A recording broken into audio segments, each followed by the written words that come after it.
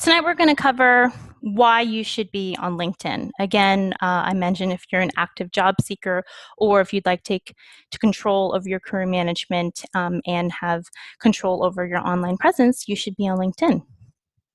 We're going to tell you how to get to 100% profile completion, etiquette on how to get started, and then at the end I have a to-do list for everyone.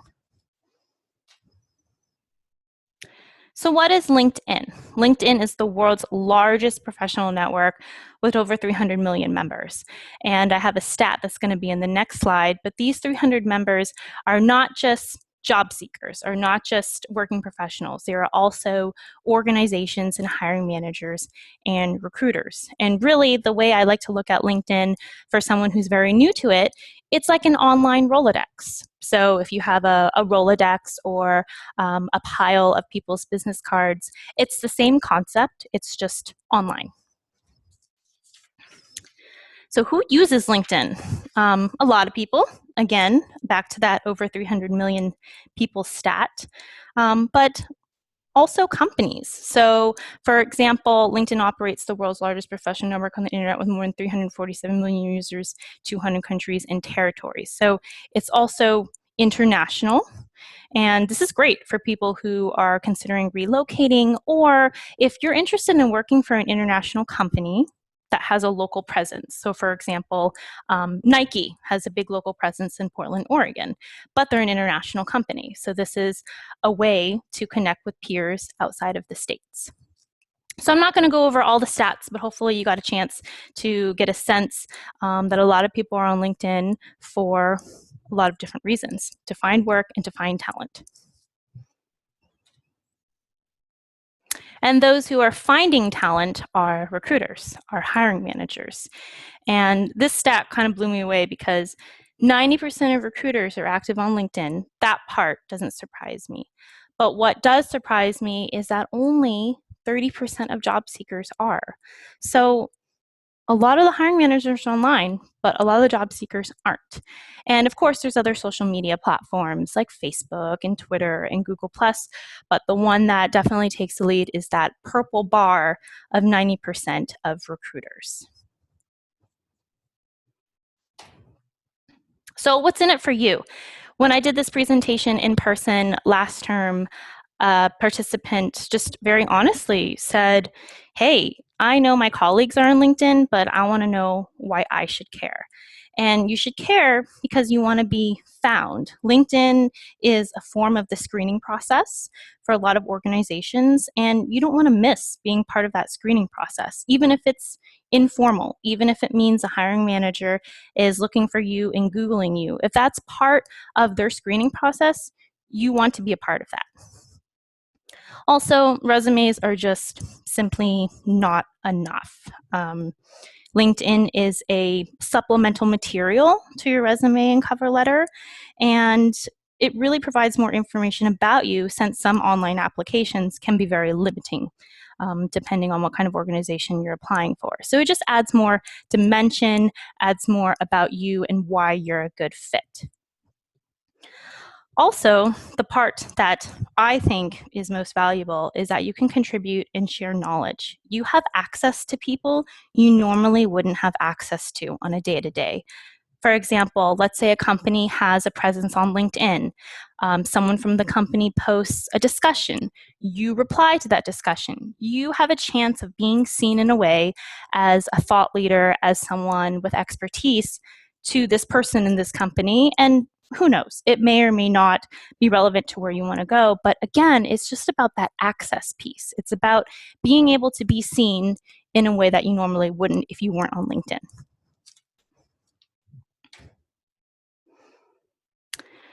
Profile strength. We're going to get into how you begin the profile in a few slides, but I'd like to talk about what they call All-Star.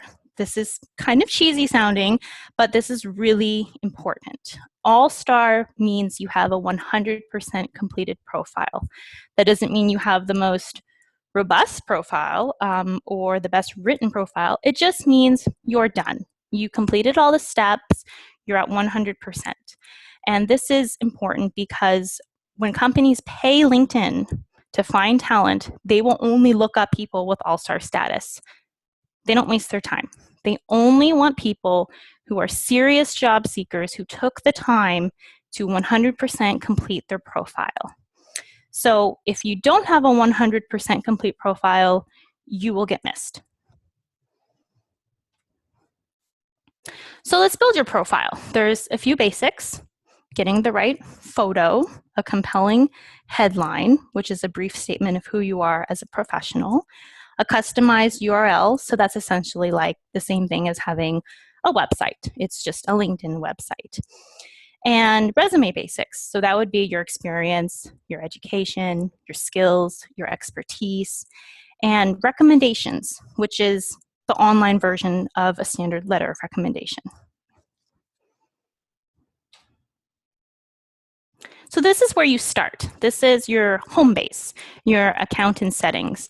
This is a screenshot of my LinkedIn home base. So just wanted to get you familiar where this is where you would begin for all of your editing. And the bottom image is where you would begin specifically editing your profile.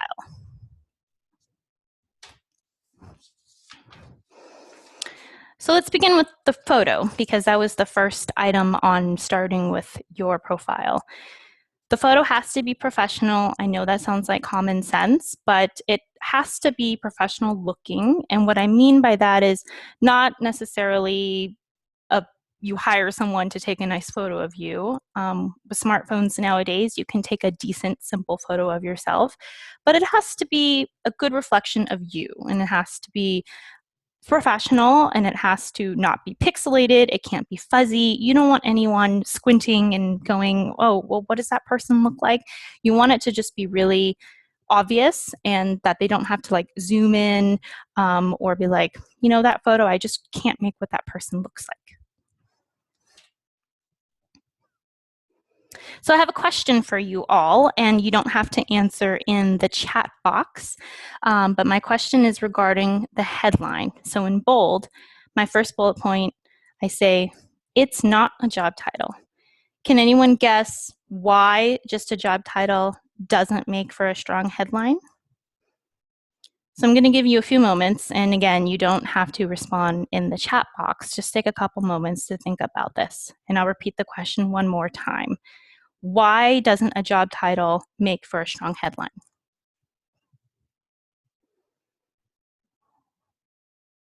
Okay, well, the answer is the job title is limiting. It might show where you are currently or where you've been, but it might not show where you want to go. And if you have a job title that's not commonly known, like let's say it's just really techy, or it's just not something that most people would kind of grasp and understand. So for example, accountant, we all kind of know what that looks like and some of the responsibilities that come with it. So when you just mention your job title, it's really limiting, and it's not good. So we're gonna show an example of a headline that is better than just a job title. This is Heather.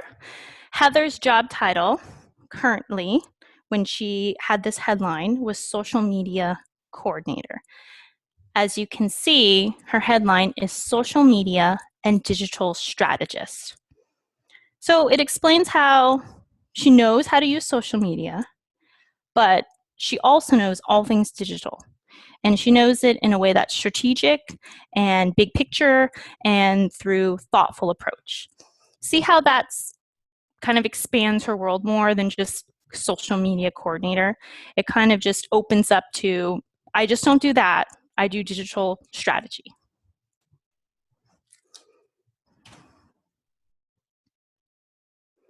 So once you have your photo, once you have your headline, you really got to think about your unique URL.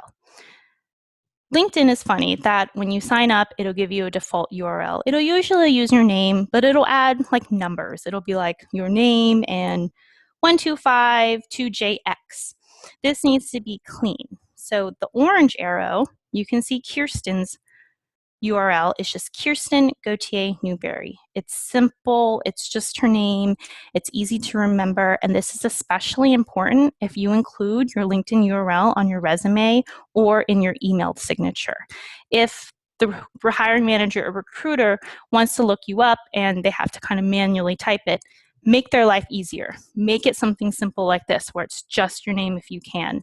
This might be a challenge if you have a very common name. For example, Bob Smith. You might have to add numbers, but maybe you can make it numbers that are relevant to you. Maybe, I don't know, you probably wouldn't want to do your birthday, but you get what I'm saying, that if you have a common name, you'll have to somehow customize it. Or maybe you can add your middle name, so then you're not just Bob Smith 56JX1.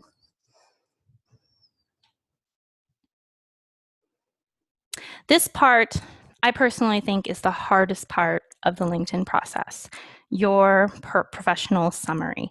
This summary needs to be succinct. 150 to 300 words is a good amount. It needs to be easy to read. So if you don't use spacing, if it's just one huge block, the likelihood of someone wanting to read that is low. And the summary needs to be engaging to the reader to read in its entirety. Most recruiters tell us that they spend on average 30 seconds on a resume. And if they use the same approach towards LinkedIn, that's not very much time. So the approach has to be quick and it has to be succinct. And if you're an active job seeker, you might have a different message. You might want to explicitly state interested in opportunities in healthcare or for XYZ company. And if you're comfortable doing this, and I encourage it, it helps you in a couple different ways. So if someone who's hiring looks at that, they go, oh, so-and-so is interested in opportunities in healthcare. I'm going to contact them. Or, oh, I'm not a healthcare organization. Maybe I'm not a good fit. But also your peers will see it. They might go, oh, I didn't see that Joan was looking for a job and I have one I can send her way. Or I'll be thinking about her and maybe I should get in touch to see what she's interested in. So it's up to your comfort level. But if you are an active job seeker and you're not afraid to be shy about it, this is an area where you can just really be open that you're looking for a future opportunity. So here's an example. I'll give you a couple moments to read over it and glance at it, but I'd like to point out two things. The first sentence gives the big picture. 15 years teaching, advising, coaching undergraduate and graduate students through all aspects of their academic careers. Big picture, kind of vague. But as you read throughout the summary, it's more specific. So it talks about student learning and success in career development, internships, networking, just gets more specific as you read further. This is a pretty good summary. This is Kirsten again, who you saw earlier with the unique URL. My only suggestion would be to add some numbers. This is especially important if you are in a numbers or results-driven industry. And I'm not trying to say you need to have huge numbers like oversaw a $1 million budget, although that would be impressive. But just in general, folks who are in industries that are more numbers-based, they want to see that. This is straightforward, not going to go over this much. It just has to match up. What you put in experience and education on your resume has to be the same with LinkedIn, so they don't think you're a different person. Another part to add more dimension that you can't add to your resume or cover letter that's nice about LinkedIn is you can add content. So let's say you're a public speaker. Add a video of you talking. Let's say you're in marketing. Add a marketing plan. Or you're a writer, include your blog link. Whatever is content that makes you look more dynamic, that again wouldn't be able to be included in a typical resume or cover letter. Experience part, again, straightforward. Most folks will list their job duties and responsibilities. What I like about Kirsten's example is that she listed her primary responsibilities first. So primary responsibilities include da-da-da-da-da. But she also listed key achievements. launch of new employer series, conversion of on-ground workshops into original webinars, etc. So she listed, this is what I do, and this is what I've achieved. Education, another area that's straightforward. If you'd like to add activities and things that you think employers would find interesting, feel free to add them. Skills and expertise. This is where you get to highlight and choose what you're good at. Your strongest skills and abilities. And I would suggest start with no more than 20. Any more than 20 just can feel overwhelming. So 20 is a good start. A couple examples of that could be, let's say you know Excel really well. That would be considered an area of expertise. So you would include Excel. Or you're a great writer. You would include writing. So start with things that you know you're naturally good at or skills that you've learned from other job experiences. But also think about keywords. Think about what would people be typing in to find someone like you. Consider that. And a tip for that is to use job listings and profiles. So look up other people that have similar experience or are in that field that you're interested in, and look at job listings. Look at what words that they put for preferred qualifications or words that they list for required qualifications to find those relevant words.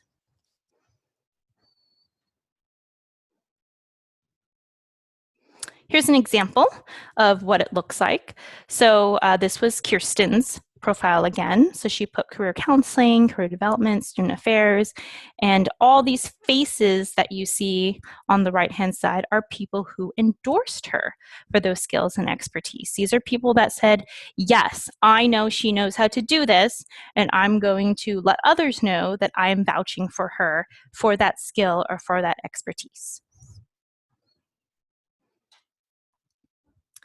So how do you manage it? You know, in the beginning, I said, list your skills. There's also a chance that someone will endorse you for something that you didn't highlight. So, for example, I know a little bit of HTML, not much, just enough to do basic website updates. A colleague asked me if she wanted if I wanted her to endorse her or endorse me for HTML, and I said no. And the reason why I said no is because I just don't know it well enough. I know a little bit, but not enough where I can honestly and confidently include it on my LinkedIn profile. And I thanked her for it and said, that's very nice that you thought I was good enough to include it on my LinkedIn, but I politely declined that endorsement.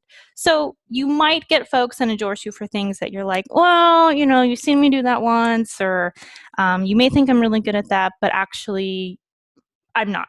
So please endorse me for something else. And vice versa. Endorse people for skills that you've observed. And when I mean observed, I don't mean literally. I don't mean like you've seen them do that. Online collaboration can be very telling of one's skills. And in today's interconnected world, it's not uncommon to work with someone that you've actually never met, but you might have worked with them on projects, or if you're a student, you might have worked with them online in a project and you know that they work well. So again, it doesn't have to be actually like you've seen it, but that you've just worked with them well enough to endorse them. So what's the difference between recommendations and endorsements? Because on LinkedIn, you can include both. And it's pretty simple. We just went over what endorsements were. Recommendations, it's the same concept as a standard letter of recommendation.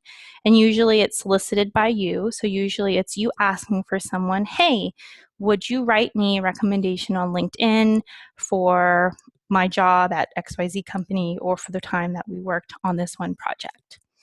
And you need at least one of these for All-Star Profile strength. So if you remember from the beginning, you have to have All-Star Profile strength for recruiters to find you. You don't have to have it to have a robust profile, but for 100% completion, you need to have at least one. And you can also do recommendations for others. So one of the ways that I get recommendations is sometimes I'll think about a person that I go, oh, I would really like a recommendations from so-and-so, but I'm going to write them one first.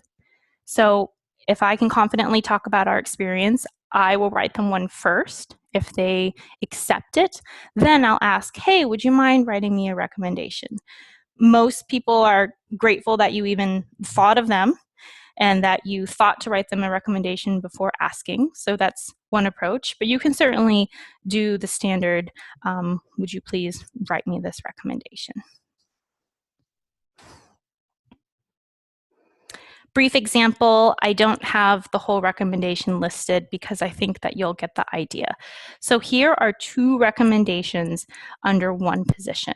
So on LinkedIn, it'll publicly show who recommended you, and it'll give a snapshot of what they started to write. And if you want to read the whole thing, you have to just click on view more and then see the whole recommendation. This is the last part of the profile that is not required for 100% completion. I do recommend it because it allows you to add a little bit more of your interests. So the interest part, you can put hobbies, passions, activities, personal details. If you like to include that, you can. The part that I find most helpful for me is the advice for contacting me. So you can list how and why you wish to be contacted. And again, it's just personal preference. This is also another area where you could explicitly say that you're looking for work, or you're interested in volunteer opportunities, or maybe you are employed, but you're open to freelance or contract work.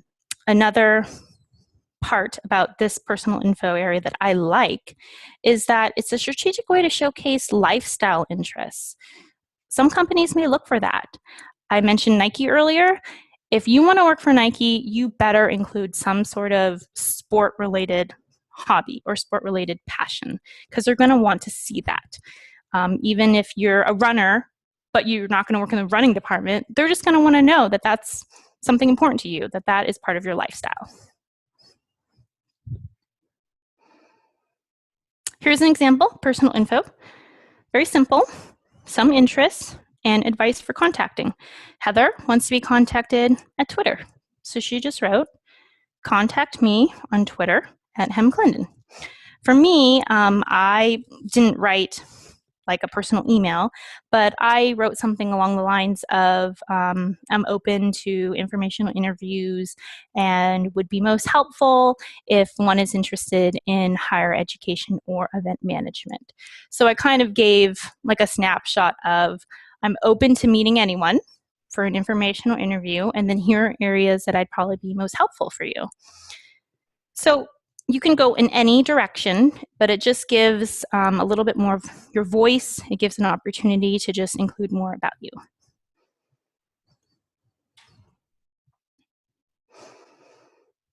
Etiquette. Not going to go over this because I'm just showing what we're going to talk about. So it's just setting privacy controls, requesting, accepting connections, and asking for a recommendation. Setting your privacy controls. This is vital. I want you to feel empowered to use this tool. Most of us don't like using something we don't understand. So when that happens, we just avoid it. We just go, okay, I don't get it. I'm just going to ignore it. So you want to be found under your own terms.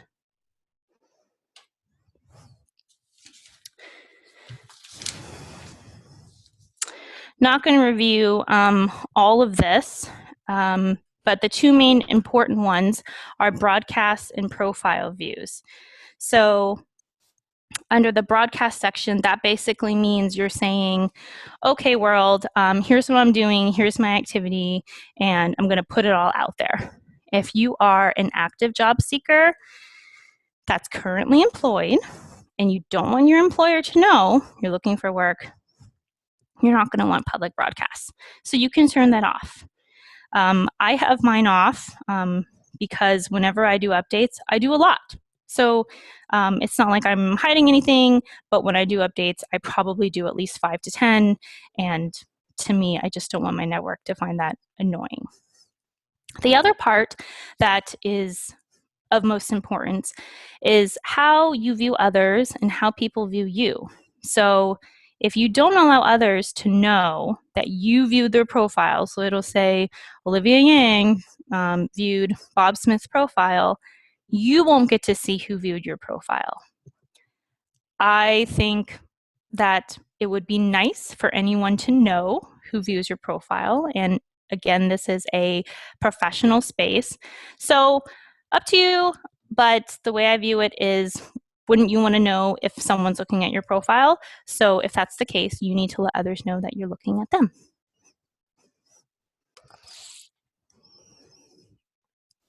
So how do you make a connection?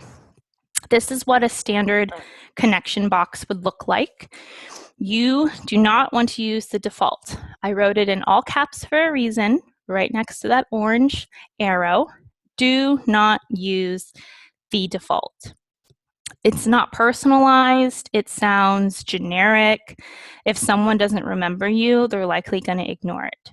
So include a brief sentence. Help jog their memory. If you're a classmate, you can say, it's been great taking 5 courses with you. I'd like to stay connected on LinkedIn.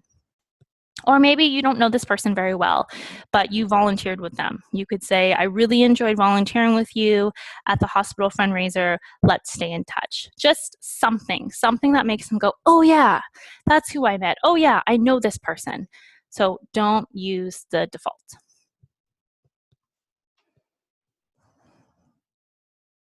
So how do you do a recommendation request? Again, don't use the default. Help them help you. The more you help the writer, the likelihood is that their writing will be better. The more you help them include details, include information, things that help them remember who you are, the more time they're going to put into a recommendation. And actually, let me take that back. Maybe it's not more time, but you've just helped them do some of the work for them. So because you've provided more information up front, they'll go, this is great. I remember this. I remember that. Okay, I'm going to write about it. So mention a project, a result, an achievement, whatever it is that you would like to be recommended for, but that you also think that they'll remember.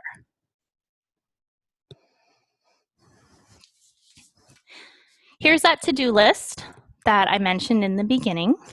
And it's a few of things, and I know it's going to seem like a lot, but this is what it's going to take for All-Star status. So become familiar with the privacy settings and use them. Again, I just cannot stress this enough. I don't want any user to feel afraid of this tool, to feel like they just really don't know how to use it or it seems scary. I want people to feel like they can use this under their own terms. And the easiest way to start is linking with those in your in-person network, people that are around you, people that know you well. It's okay to network with friends or former colleagues. Just start with your in-person network. And once you have folks already in your network, request a recommendation from a current or former boss or teacher or client and provide one recommendation. It's give and take. A lot of people don't realize that with LinkedIn, you can really seem like you just take, and you don't give. So you want to start things off right and have a good balance of give and take. And for these recommendations, don't feel like they have to be long when you provide a recommendation, or that when someone provides you a recommendation that they have to be long. They can be brief. They can be a few sentences. Most are probably weary when you ask them letter of recommendation because they're expecting this really long, full-page recommendation, which is great, but that's not necessary. It can be brief. And last but not least, determine your schedule for LinkedIn updates. And this can be based on real time. So for me, anytime I do something new or have a recent accomplishment, I just add it to my LinkedIn. I don't even go to my resume. I just, real time, it happened last week. I volunteered for this and that. I think it's relevant. I'm just going to do this now before I forget. So that's one approach. Another is that you can make goals for how often you'd like to update your profile. So you might say to yourself, I'm going to put a reminder in my phone that every 2 weeks, I'm going to log onto LinkedIn and just update. Or if not update, I will look up people to add to my network, or I will provide a recommendation, or I will ask for a recommendation, or I'm going to change my profile picture. It's you're choosing. What you will get out of LinkedIn is what you will put into LinkedIn. But think about that schedule. Think about how you want to use this tool and how it will truly be helpful for you. Another way that I determine my updates is that I like to have all LinkedIn activity go to my email. So when someone likes a discussion that I wrote, or someone sends me a message, I would rather have my personal email ping me, and then that kind of prompts me to sign into LinkedIn.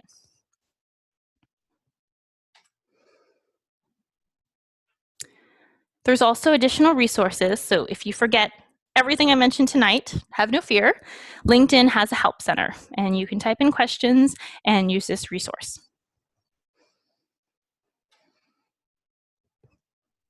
For everyone logged in tonight that is a current Marylhurst student or an alum, we would love for you to join the Marylhurst University Career Network. This was designed for you. Only folks with the common denominator Marylhurst can be in, and this slide is slightly outdated. We have over 600 members now, and it's a way to stay in touch with peers, connect with others, and know what's going on with career services. If you are not a Marylhurst student or alum, I encourage you to check out other schools or other groups that you might have an affiliation with that might have a LinkedIn presence.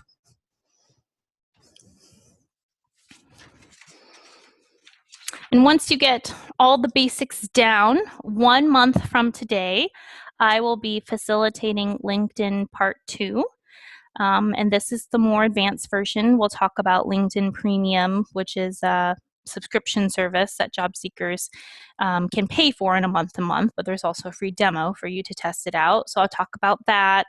And just really, it's more geared towards being smart with using LinkedIn. It's geared towards, okay, what is the outcome of what you want? Are you looking for a job? Are you looking to hire someone?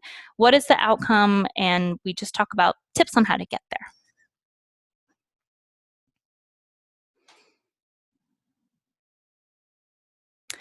So that concludes my presentation. Thank you again for signing on and for your time. And Carrie in the beginning sent out a group message, so if you signed on late, you might not have seen it, that she was going to filter questions along the way, and then at the end, I will answer them accordingly. And if you didn't submit a question, now is the time to send them our way. So please send them in the group chat, so then we can all see and I can read it and answer for everyone to hear. So now I'm going